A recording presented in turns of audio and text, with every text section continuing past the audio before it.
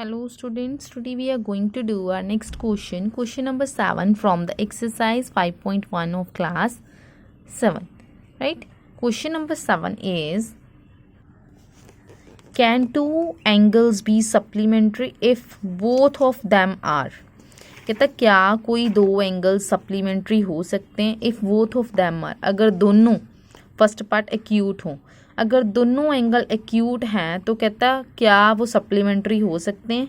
Supplementary angles क्या होते हैं, जिनको प्लस करके 180 आता है। पहले तो यहाँ पे हमें एग्जांपल लेनी पड़ेगी, दो एक्यूट एंगल्स लेके, है ना, फिर उनका सम करना पड़ेगा, फिर बताएंगे। ऐसे ही दो ऑब्ट्यूज एंगल, एक्यूट एंगल क्या होते हैं 90 से छोटे, ऑब्ट्यूज एंगल क्या होते हैं 90 से बड़े, राइट एंगल क्या होते हैं 90 वाले, है ना, 90 जो एंगल होता है। अब यहाँ पे इसको हम एग्जाम्पल के साथ प्रूव करेंगे, देखते हैं कैसे करना है। देखो क्वेश्चन नंबर 7 दे रखा है उसने। क्वेश्चन नंबर 7 उसने यही बोला, कहता क्या दो एंगल एक्यूट एंगल सप्लीमेंट्री हो सकते हैं। अब पहले तो एक्यूट एंगल मुझे लेट करने पड़ेंगे, मैं लेट कर लेती हूँ। लेट देखो 90 से छोटे, तो मैं सबसे उसके नियर बाय जो एग्जाम्पल है ना वो लेने की कोशिश करती हूँ। 89, आप कोई भी ले सकते हो पर हम 89 लेके चलते हैं।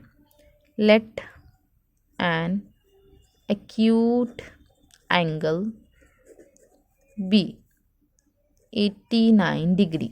अब अगर एक 89 है तो मैं दूसरा भी 89 ही ले लूँ। उसने बोला क्या दो acute angles, second acute angle भी also 89 degree.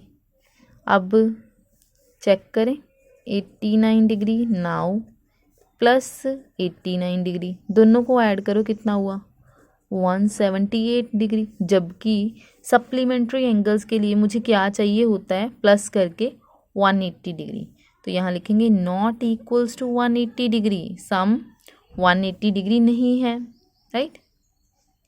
Therefore no, answer क्या आएगा, नो। क्या लिखोगे, no two angles can't be, two acute angles, two acute angles can't be supplementary, right. This is our answer. ये लिख दिया ना हमने, प्रॉपरली बता दिया कि दो एंगल्स को प्लस करके तो मेरे पास इतना आ रहा है, राइट। तो ये हो ही नहीं सकता, this is not possible. Next देखो, अभी उसने दिया कि ऑब्ट्यूज एंगल, ऑब्ट्यूज मैंने आपको बताया कि क्या होता है 90 से बड़ा। तो ये फर्स्ट पार्ट था, अभी इसी का हम कर रहे हैं सेकंड पार्ट। अब फिर से क्या लिखोगे, लेट एन ऑब्ट्यूज एंगल, कुछ भी ले लो, मैं 93 ले लूँ, 90 से बड़ा एंगल ही लेना है कोई भी, तो यहाँ 93 ले लिया मैंने। सेकंड अब 95 ले लो, चाहे 98 ले लो, 85 सॉरी आप 105 ले लो, कुछ भी ले सकते हो। सेकंड ऑब्ट्यूज एंगल इतना हो गया, राइट। फिर से क्या करेंगे, इनको प्लस करके देखते हैं, 93 और 95। अब फिर से इनको प्लस करो, ये कितना आएगा 188 डिग्री, राइट। 90 ये हो गया, 180 तो यही हो गया, और 8 अलग से 188 डिग्री हो गया। अब सप्लीमेंट्री क्या होना चाहिए 180, इसने क्या दिया आंसर ने 188, this is not equals to 180 degree, ये भी रॉन्ग हो गया।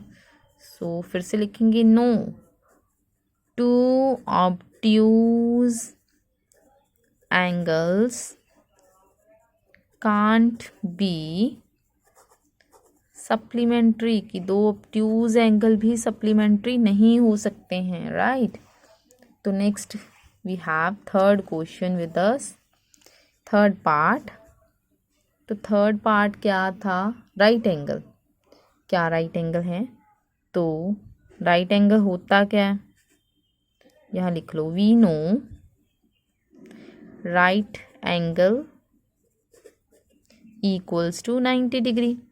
अब राइट एंगल क्या होता है 90 डिग्री, देयरफॉर अगर दूसरा भी राइट एंगल ही है, दोनों बोला है उसने, दो ही बना के सप्लीमेंट्री बनाएंगे ना हम सप्लीमेंट्री एंगल्स के लिए। तो 90 डिग्री प्लस 90 डिग्री क्या हो गया 180 डिग्री। तो ये सही है, तो यहाँ लिखोगे yes right angles can be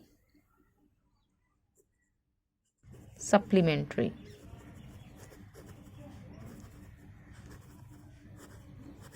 can be supplementary. ठीक है, ये हो गया हमारा थर्ड पार्ट। तो इजी था ये, राइट। अभी हम करेंगे नेक्स्ट आर क्वेश्चन नंबर 8। ये तो पता चल गया ना, एक्यूट के लिए मैंने एक एक्यूट एंगल्स की एग्जांपल सेट कर ली।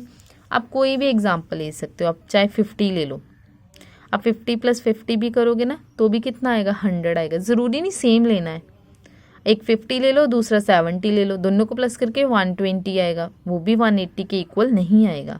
आप एग्जाम्पल अपनी ओर से कोई भी ले सकते हो, ये क्रैम नहीं करना, किसी भी चीज़ को क्रैम करने की ज़रूरत नहीं होती। उसे ऐसे करो कि अगर आपको कुछ भी चेंज होके भी आ जाए तो आपके दिमाग में वो चीज़ बैठी हुई हो।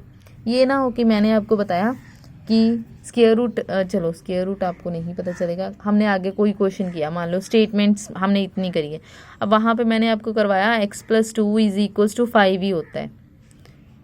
अब मैंने एक ही स्टेटमेंट करवाई है आपको, है ना। अब मैंने बोला ये +2 है, उधर जाके -2 हो जाएगा, चलो x = 3। आप लोगों ने ये नहीं सुना कि मैंने ये चीज़ बोली है, लेकिन आपको इतना पता है कि इसका आंसर इतना आएगा, तो आप बस यही कर पाओगे। फिर अगर आपको मेथड पता है तो स्टेटमेंट कहीं से भी आ जाए तो आप क्वेश्चन अपना सॉल्व कर सकते हो। अपने आप को ऐसे प्रिपेयर करना है कि हमें स्टेटमेंट कहीं से भी आ जाए। किसी को कोई भी प्रॉब्लम आती है, कुछ नहीं समझ में आता है, तो मुझे कमेंट बॉक्स में कमेंट करके बता दिया करो कि दोबारा से वो चीज़ एक्सप्लेन हो जाए, राइट। चलो नेक्स्ट देखते हैं क्वेश्चन नंबर 8। देखो कहता an angle is greater than 45 degree, कोई एंगल 45 डिग्री से ग्रेटर है, is its complementary angle greater than 45। तो कहता क्या उसका कॉम्प्लीमेंट्री एंगल भी ग्रेटर दैन 45 होगा और इक्वल टू 45, या फिर 45 के इक्वल होगा और लेस देन 45 डिग्री, या 45 डिग्री से क्या होगा लेस होगा। इसका मतलब सबसे पहला काम क्या है कि मुझे एक एंगल लेट करना पड़ेगा इससे बड़ा, बाकी मैं दूसरा फाइंड करके बताऊंगी कि इन तीनों में से कौन सी कंडीशन ट्रू है। दूसरा एंगल इससे बड़ा होगा, इसके इक्वल होगा, या फिर इससे लेस होगा, राइट। क्वेश्चन नंबर 8 के लिए पहले क्या करेंगे, सबसे पहले एक एंगल लेट करना है जो ग्रेटर देन क्या है 45, राइट।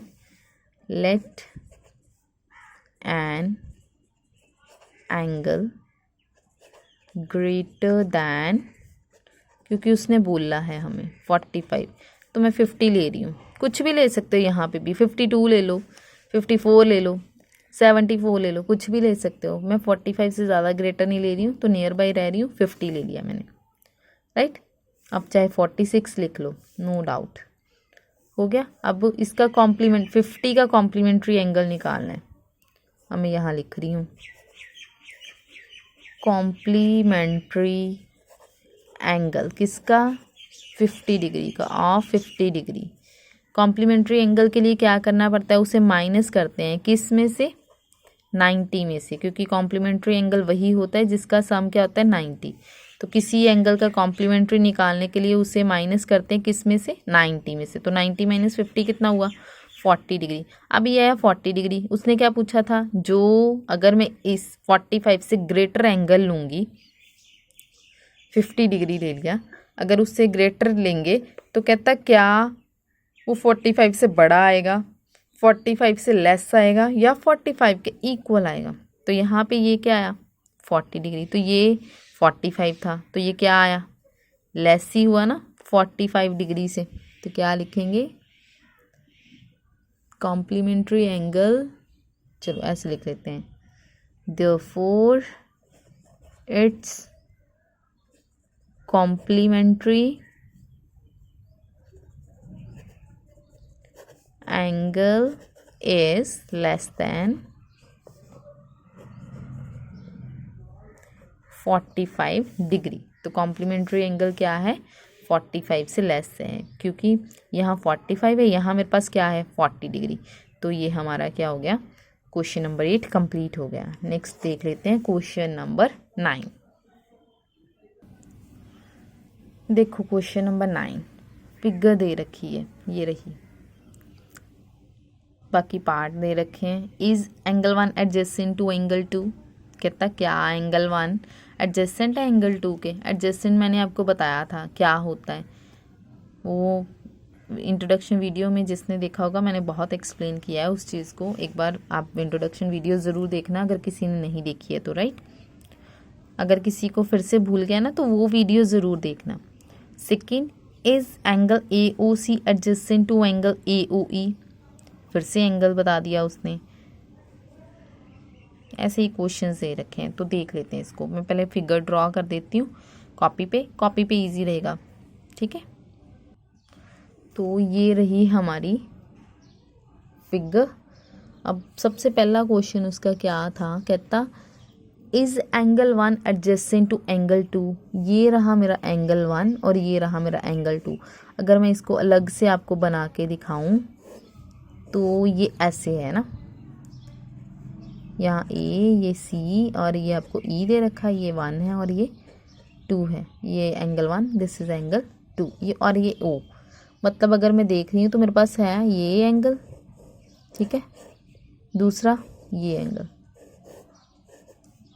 उसके लिए 3 कंडीशंस बताई थी मैंने। पहली, कॉमन वर्टेक्स, ओ तो हो ही रहा है क्योंकि इसी पे बन रहा है यहाँ पे, और इधर देखूं तो ये एंगल यहाँ पे, common vertex. First condition true हो गई आपकी, राइट। उसके बाद मैंने बताया था एक कॉमन आर्म होनी चाहिए उसमें। जब ये वाला एंगल ले रहे हैं तो इसमें भी ओ सी आर्म आ रही है, और जब ये वाला एंगल ले रहे हैं तो इसमें भी ओ सी आर्म आ रही है, राइट। फिर थर्ड था कि जो कॉमन आर्म है उसके इस साइड दोनों आर्म्स क्या होनी चाहिए, नॉन कॉमन आर्म्स भी होनी चाहिए। तो ऑल्सो वी हैव, तो आंसर इज यस, है एडजेसेंट, राइट। नेक्स्ट देखते हैं, कहता A O C, is A O C adjacent to A O E. A O C, A O E, जो एग्जाम्पल्स मैंने आपको करवाई थी ना वो सिमिलर थी बिल्कुल इसी के जो मैं अब बता रही हूँ आपको। कहता ये ए ओ सी, यही बोला उसने, is A O C adjacent to A O E. यहाँ इतना बोल रहा है और फिर इतना बोल रहे हैं। अब पहली कंडीशन तो ठीक है, एंगल यहाँ पे बन रहा है और एंगल यहाँ पे बन रहा है, मतलब ओ पे ही बन रहा है, कॉमन वर्टेक्स तो आ रहा है, ठीक है। सेकंड, कॉमन आर्म होती है। जब ये एंगल ले रहे हैं तो इसमें भी ए ओ है मेरे पास, जब ये पूरा एंगल ले रही है तो इसमें भी ए ओ है हमारे पास। कॉमन आर्म वाली बात भी सही होगी। लेकिन थर्ड जो मैंने बोला, नॉन कॉमन आर्म्स और इंटीरियर पॉइंट मतलब होता है वहाँ पे ना। अब जब मैं ये एंगल ले रही हूँ ना तो उसमें ये कॉमन आ रहा है। फिर जब पूरा एंगल लेंगे, सी हमारा इंटीरियर पॉइंट बन रहा है इसमें एंगल में, इंटीरियर पॉइंट कॉमन नहीं आना चाहिए हमारे पास, ये इसके इंटीरियर में पॉइंट कॉमन आ रहा है। तो थर्ड कंडीशन मेरी रॉन्ग हो गई, तो second answer is no, right. अब थर्ड उसने बोला, कहता डू सी ओ ई, कहाँ है सी ओ ई, सी ओ ई मतलब ये वाला angle, and E O D, कहाँ है E O D, where is E O D, right. ये मतलब कि पूरा एंगल बोला है उसने। टू, ये भी आपको अलग से यहाँ पे बना के ही बताऊंगी मैं, फिर कंफ्यूज हो जाओगे ना। ई ओ सी ओ ई दिया है उसने, ये सी है, ये ओ है, ये ई है। अब यहाँ पे एक अंदर और भी बी वाली लाइन है ना हमारे पास, डी। उसने बोला सी ओ ई मतलब ये वाली है ना, सी ओ, तो ये ई, ये तो हो गया मेरा ये वाला एंगल, सी ओ ई वाला एंगल कंप्लीट हो गया एक। और कहता ई ओ डी मतलब ये लाइन उस छोड़ दी उसने, अब भी छोड़ दो, यहाँ भूल जाओ कि यहाँ पे लाइन है। अब उस एक तो यही वाला एंगल हो गया है ना, एक एंगल ये, एक एंगल ये, कितना क्या दोनों मिलके फॉर्म करेंगे लीनियर पेयर। तो दो लाइन ही है, ये पूरी लाइन है, स्ट्रेट लाइन बन रही है ना। ऊपर वाली अगर मैं ये चीज़ हाइड कर दूं तो ये लाइन बन रही है आपकी। इसकी लाइन को भी उसने हाइड कर लिया तो ये दो एंगल बन रहे हैं। ये मैंने आपको यहाँ पे बता दिया इसको हाइड करके, ठीक है। तो दोनों को प्लस करके क्या बनेगा, 180 बन ही जाएगा। तो आंसर क्या आएगा, यस। मैंने आपको पहले ही बताया लाइन पे जब दो एंगल्स बनते हैं तो दो एंगल्स को प्लस करके क्या आता है हमारे पास, लीनियर पेयर, 180 डिग्री सम होता है, राइट। फोर्थ पार्ट उसने दिया है आपको, कहता आर बी ओ डी, कहाँ है B O D, B O D, ठीक है। कहता क्या B O D and D O A, D O A, मतलब अगर मैं लाइन देखूँ ना फिर से तो ये बी है, ये ओ है, ये डी है, फिर इधर ए दे रखा है, मैंने ये चीज़ बना ली है यहाँ पे, ठीक है। तो यहाँ पे ये हो गया, कहता आर सप्लीमेंट्री, तो फिर से इन दोनों को प्लस करो, लाइन पे ही है, तो इसका आंसर भी क्या आएगा आपके पास, yes. Answer is yes, right. अब फिफ्थ उसने दिया है, कहता is angle 1 vertically opposite to angle 4, where is angle 1, here is angle 1। अभी इस लाइन को अगर मैं ना देखूं तो क्या बन रहा है, क्रॉस बन रहा है। मैंने आपको बताया था क्रॉस में जब एंगल्स बनते हैं तो उसके ऑपोजिट एंगल्स क्या होते हैं, इक्वल। ये लाइन देखो मत, अभी भूल जाओ, ये लाइन है हमारे पास। तो यहाँ क्या बन रहा है, एक क्रॉस बन रहा है।